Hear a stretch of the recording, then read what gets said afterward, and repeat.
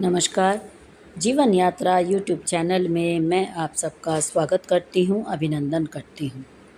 ऋग्वेद के प्रथम मंडल में ही आगे बताया गया है कि मनुष्यों को सब ऋतुओं में सब सुखों के लिए यथा योग्य कर्म करना चाहिए।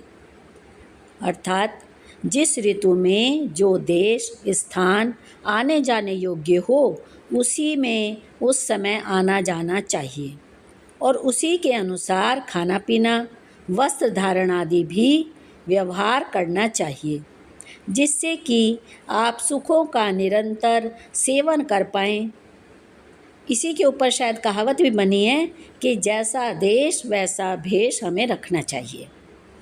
परमेश्वर ने जिस जिस गुण वाले जो पदार्थ जिस स्थान के लिए बनाए हैं, उन पदार्थों के गुणों को जानकर हमें उन्हीं का सेवन करना चाहिए।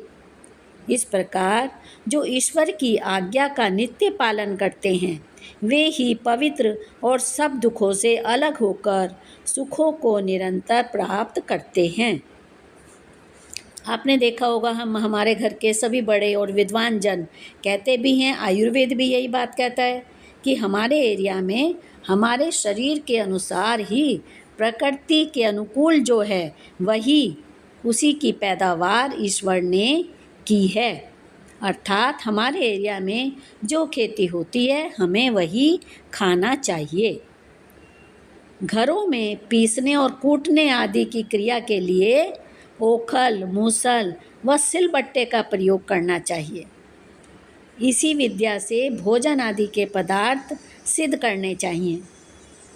मथने और बांधने की विद्या से दूध आदि पदार्थों से मक्खन आदि पदार्थों को युक्ति के साथ सिद्ध करना चाहिए।